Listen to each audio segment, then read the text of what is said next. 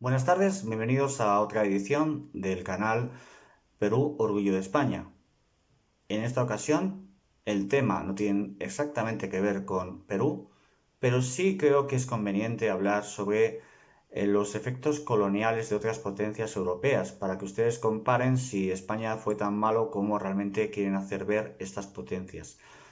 La famosa leyenda negra británica que difundió muchos bulos sobre la conducta de los españoles en América, se les puede volver contra ellos, puesto que hay algunos episodios nacionales vergonzosos de su pasado colonial en India, Australia y África.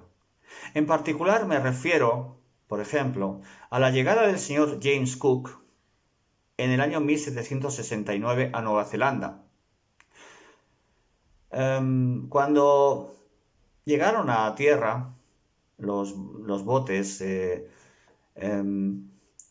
dispusieron obviamente, a lanzar disparos contra la población maorí, que estaba expectante, estaba simplemente desarmada, sin ningún tipo de hostilidad. Y este es un hecho que ha pasado a la historia como una vergüenza, una mancha sobre la actitud del gobierno, bueno, en este caso, eh, Imperio Británico.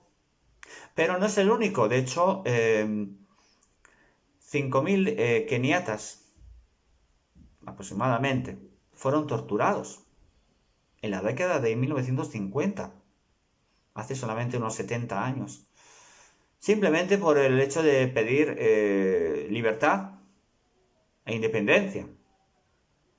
Asimismo, más de 1.000 indios fueron asesinados en Amritsar, en India, en el año 1919. ¿Por qué? ¿Cuál habría sido su delito? Simplemente manifestarse en las calles, pidiendo, obviamente, la retirada de la colonia británica en India y la declaración de un estado indio en su lugar. Es decir, que los países esclavistas y coloniales, que fueron Inglaterra, o Reino Unido, es más correcto decirlo así, Francia, Holanda, Portugal, tuvieron episodios seguramente más sangrantes que el que pudo haber protagonizado España en América, en este caso en la conquista del Perú.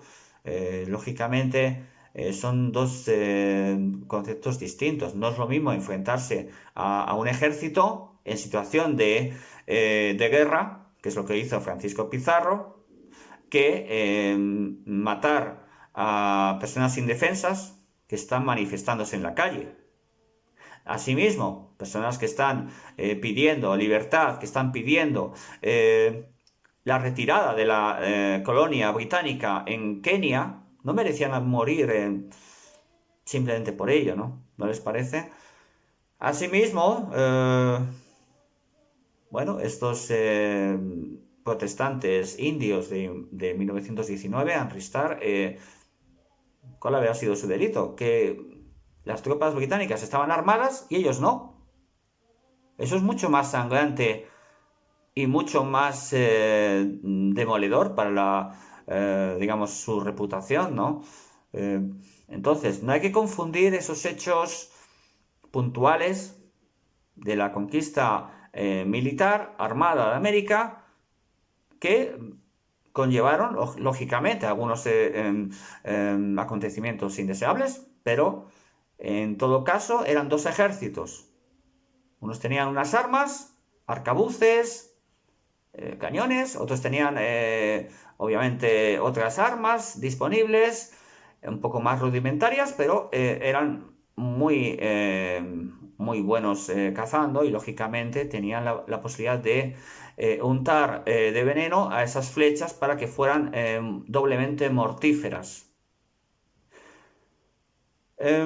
Además de Los efectos coloniales, que hay muchos más episodios para que el Reino Unido se sienta muy avergonzado. Los maoríes en Nueva Zelanda pues siguen reivindicando que les devuelvan su territorio. Hubo varias guerras maoríes sangrientas que simplemente desplazaron a los indígenas autóctonos de Nueva Zelanda hacia unas misiones, ¿no? Que ellos no querían habitar, querían mantenerse en sus demarcaciones actuales. Y por no hablar del comportamiento racista del ejército angloamericano contra los mexicanos, contra los indígenas autóctonos del lugar. Diezmaron hasta la última batalla, Little Big Horn en Arkansas, en la cual ya pues básicamente los indígenas se quedaron sin posibilidad de réplica. Hubo una masacre de indios porque no tenían las armas necesarias para combatir a este ejército. Y entonces, ¿qué nos van a contar, ¿no? En Hollywood, ¿no? Todos tenemos que reflexionar un poco, algunos más que otros, es cierto. Mantengo que mi postura, aunque no suelo emitir opiniones personales sobre América, es que aunque se hayan cometido algunos errores, la conducta en general siempre fue la de respetar derechos humanos. De hecho, ahí están los efectos actuales.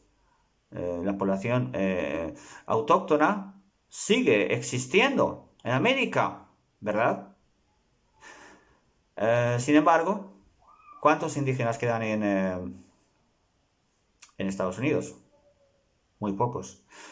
Y los que quedan en Nueva Zelanda, pues también han sido limitados, diezmados, por supuesto en Australia también.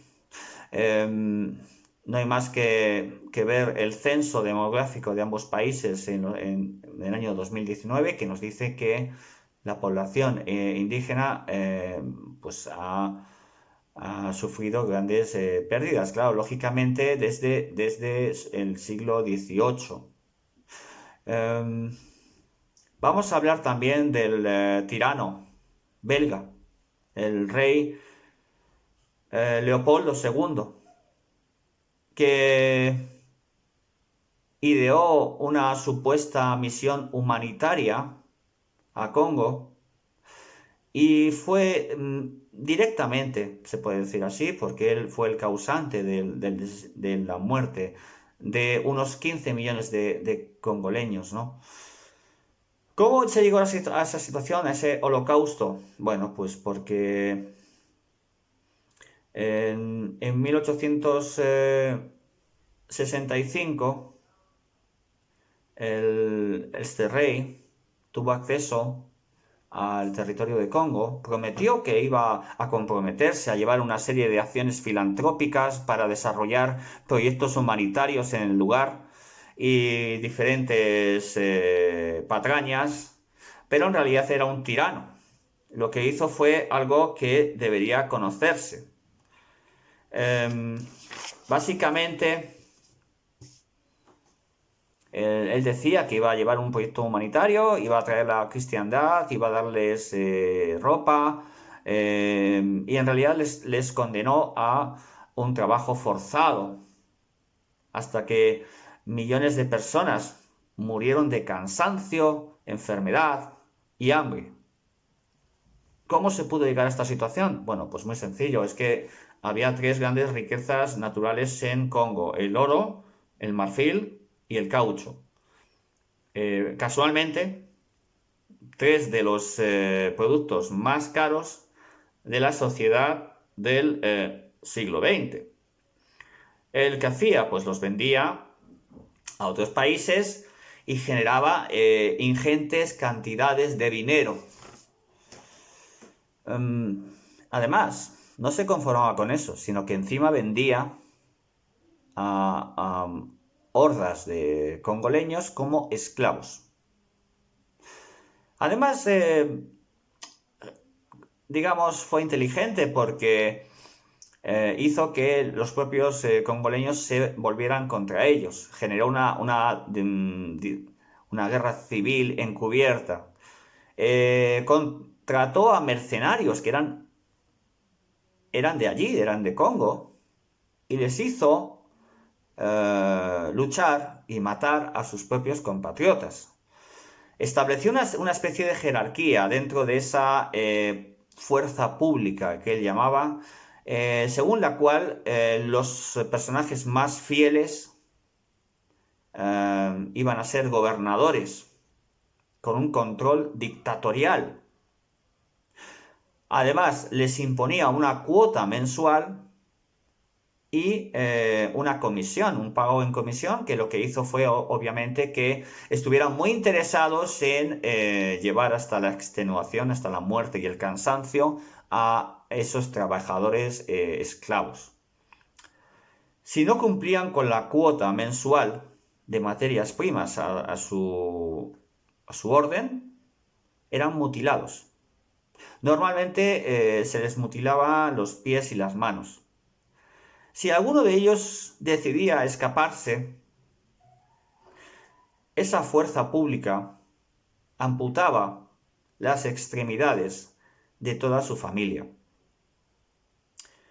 Como estos gobernadores, que eran una especie de sicarios, lógicamente, de esa fuerza pública, mercenarios, se les pagaba por comisión, ellos estaban muy interesados en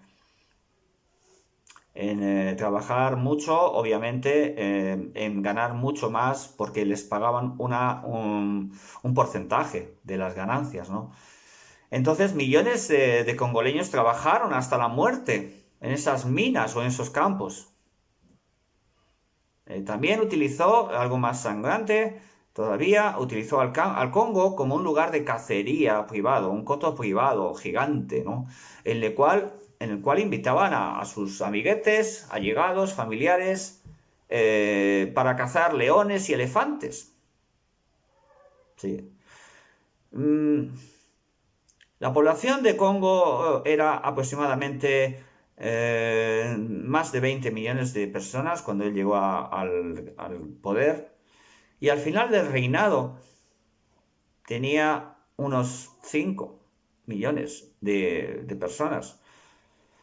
¿Cómo se llevó al final de este, digamos, régimen absolutista? Bueno, simplemente la competencia mundial hizo que ya no generara ese tipo de ingresos.